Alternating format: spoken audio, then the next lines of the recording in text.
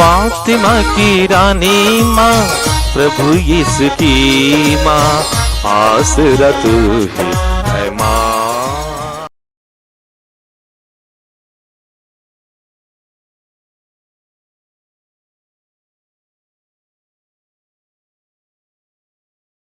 पहला पाठ प्रेरित चरित्र अध्याय 25 पद संख्याएं 13 से 21 तक। राजा अग्रिप्पा और बेरनीस कैसरिया पहुंचे और फेलिक्स का अभिवादन करने आए। वे वहां कई दिन रहे और इस बीच फेस्तुस ने पौलुस का मामला राजा के सामने प्रस्तुत करते हुए कहा, फेलिक्स यहाँ एक व्यक्ति को बंदीगिरी में छोड़ गया है। जब मैं यरूशलेम में था तो महायाजकों तथा नेताओं ने उस पर अभियोग लगाया और निवेदन किया कि उसे दंडाज्ञा दी जाए। मैंने उत्तर दिया, जब तक अभियुक्त को अभियोगियों के आमने सामने न खड़ा किया जाए और उसे अभियोग के विषय में सफाई देने का अवसर न मिले, तब तक किसी को प्रसन्न करने के लिए अभियुक्त को उसके हवाले कर देना यह रोमियों की प्रथा नहीं है। इसलिए वे वहां आए और मैंने दूसरे ही दिन अदालत में बैठकर उस व्यक्ति को बुला भेजा। किंतु जिन अपराधों का मुझे अनुमान था, उनके विषय में उन्होंने उस पर कोई अभियोग नहीं लगाया। उन्हें केवल अपने धर्म से संबंधित कुछ बातों में उससे मतभेद था और यीशु नामक एक व्यक्ति के विषय में जो मर चुका है, किंतु पौलुस जिनके जीवित होने का दावा करता है। मैं यह वाद विवाद सुनकर असमंजस में पड़ गया। इसलिए मैंने पौलुस से पूछा कि क्या तुम यरूशलेम जाने को तैयार हो, जिससे वहां इन बातों के विषय में तुम्हारा न्याय किया जाए। किंतु पौलुस ने आवेदन किया कि सम्राट का फैसला हो जाने तक उसे बंदीगिरी में रहने दिया जाए। इसीलिए मैंने आदेश दिया कि जब तक मैं उसे कैसर के पास ना भेजूं, तब तक वह बंदीगृह में रहे। प्रभु की वाणी। ईश्वर को धन्यवाद। भजन अनुवाक्य। प्रभु ने स्वर्ग में अपना सिंहासन स्थापित किया है। प्रभु ने स्वर्ग में अपना सिंहासन स्थापित किया है। मेरी आत्मा प्रभु को धन्य कहे। मेरा सर्वस्व उसके पवित्र नाम की स्तुति करे। मेरी आत्मा प्रभु को धन्य कहे और उसके वरदानों को कभी नहीं भुलाए। अनुवाक्य। प्रभु ने स्वर्ग में अपना सिंहासन स्थापित किया है। आकाश पृथ्वी के ऊपर जितना ऊंचा है, उतना महान है अपने भक्तों के प्रति प्रभु का प्रेम। पूर्व पश्चिम से जितना दूर है, प्रभु हमारे पापों को हमसे उतना दूर कर देता है। अनुवाक्य। प्रभु ने स्वर्ग में अपना सिंहासन स्थापित किया है। प्रभु ने स्वर्ग में अपना सिंहासन स्थापित किया है। वह समस्त विश्व का शासन करता है। प्रभु के शक्तिशाली स्वर्गदूत उसकी वाणी सुनते ही उसकी आज्ञाओं का पालन करते हैं। वे सब के सब प्रभु को धन्य कहे। अनुवाक्य। प्रभु ने स्वर्ग में अपना सिंहासन स्थापित किया है। जय घोष। हालेलुया। पवित्र आत्मा तुम्हें सब कुछ समझा देगा। मैंने तुम्हें जो कुछ बताया वह उसका स्मरण दिलाएगा। हालेलुया। प्रभु आप लोगों के साथ हो और आपकी आत्मा संत के साथ। योहन के अनुसार प्रभु यीशु ख्रिस्त का पवित्र सुसमाचार। हे प्रभु तेरी महिमा हो। अध्याय 21 पद संख्याएं 15 से 19। यीशु अपने शिष्यों के सामने प्रकट हुए। जलपान के बाद उन्होंने सीमोन पेतरुस से कहा, सीमोन योहन के पुत्र, क्या तुम इनकी अपेक्षा मुझे अधिक प्यार करते हो? उसने उन्हें उत्तर दिया, जी हाँ प्रभु, आप जानते हैं कि मैं आपको प्यार करता हूँ। उन्होंने पेतरुस से कहा, मेरे मेमनों को चराओ। यीशु दूसरी बार उससे कहा, सीमोन योहन के पुत्र, क्या तुम मुझे प्यार करते हो? उसने उत्तर दिया, जी हाँ प्रभु, आप जानते हैं कि मैं आपको प्यार करता हूँ। उन्होंने पेतरुस से कहा, मेरे भेड़ों को चराओ। यीशु ने तीसरी बार उससे कहा, सीमोन योहन के पुत्र, क्या तुम मुझे प्यार करते हो?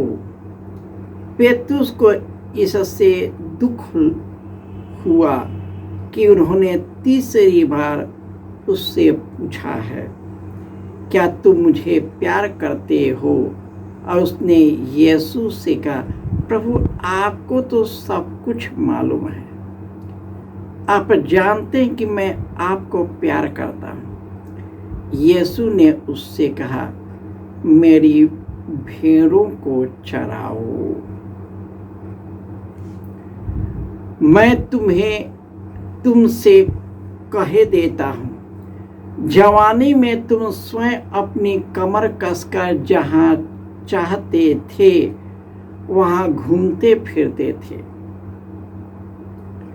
लेकिन बुढ़ापे में तुम अपने हाथ फैला दोगे और दूसरा व्यक्ति तुम्हारे कमर कसकर तुम्हें वहाँ ले जाएगा जहाँ तुम जाना नहीं चाहते।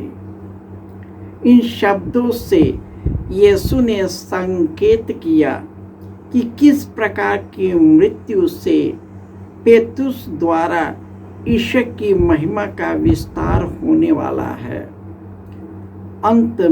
यीशु ने अंत में पेतरुस से कहा, मेरा अनुसरण करो। यह प्रभु का सुसमाचार है। हे क्रिस्त तेरी स्तुति हो। ख्रिस्त में प्यारे भाइयों और बहनों, आकाश पृथ्वी से जितना ऊंचा है उतना महान है अपने भक्तों के प्रति ईश्वर का प्रेम। पूर्व पश्चिम से जितना दूर है प्रभु हमारे पापों को हमसे उतना ही दूर करता है। प्रभु का सिंहासन स्वर्ग में स्थापित है। वह समस्त विश्व पर शासन करता है। प्रभु की शक्तिशाली स्वर्गदूत उनकी वाणी सुनते हैं और उनकी आज्ञाओं का पालन करते हैं। यह जो असीम प्रेम और करुणा यीशु में प्रकट हो गया है और प्रभु यीशु अपने पिता के प्रतिबिंब के समान है, उन्हीं के सदृश है। वे महिमा के साथ परिपूर्ण होकर अपने शिष्य को दर्शन देते हैं और यीशु 3 बार पूछते हैं। पहला है कि सिमोन के पुत्र, क्या इनकी अपेक्षा, इस संसार की अपेक्षा, अपने जीवन की अपेक्षा क्या तुम मुझको प्यार करते हो? और उसने कहा, जी हाँ प्रभु, मेरे मेमनों को चराओ। वे नन्हे मुन्हे जो भटक जाते हैं उनको चढ़ाओ। यीशु फिर दूसरी बार पूछते हैं। प्रभु कहते हैं कि मेरे भेड़ों को चढ़ाओ। तीसरी बार उनका जवाब एक ही है, मेरे भेड़ों को चढ़ाओ। और अंत में कहते हैं, मेरा अनुसरण करो। क्योंकि प्रभु स्वर्ग से उतरी हुई जीवंत रोटी है, वही मार्ग सत्य है, वही ईश्वर के पास से स्वर्ग से उतरा है, उसी के द्वारा इस संसार को बनाया है, उसी के द्वारा संसार को मुक्ति दिया है और उसी के द्वारा हमें अनंत जीवन प्राप्त है। इसी सामर्थ्य से परिपूर्ण होकर अब पौलुस रोम में राजा अग्रिप्पा और बरनीस के पास आता है। वह बंदीगृह में बंधा है और कई लोग उसके विरुद्ध गलत आरोप लगाते हैं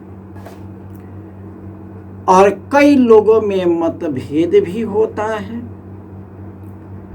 और इस तरह संत पौलुस अपनी मृत्यु की तैयारी करता है, जिस प्रकार यीशु इस मृत्यु की तैयारी किया।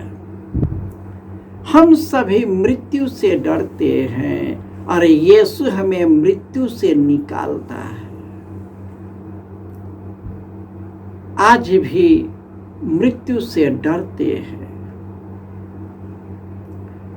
और यीशु एक ही बात सिखाता है कि मृत्यु जीवन का विनाश नहीं, जीवन का विकास है। उसी मार्ग से निकलकर हम अनंत जीवन की ओर आगे बढ़ते हैं। और यीशु ने जो प्रार्थना किया है, महाप्रार्थना, हमें इसी की ओर ले जाता है।